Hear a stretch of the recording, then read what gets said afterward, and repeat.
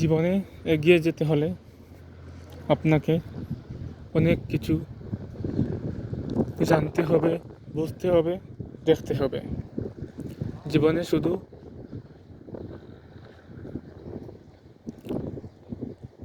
জানা, শোনা কিংবা দেখা ক্ষেত্রে অনেক কিছু শেখা যায়। আপনি জীবনে চলতে গেলে এগুলো পূরণ করতেই হবে,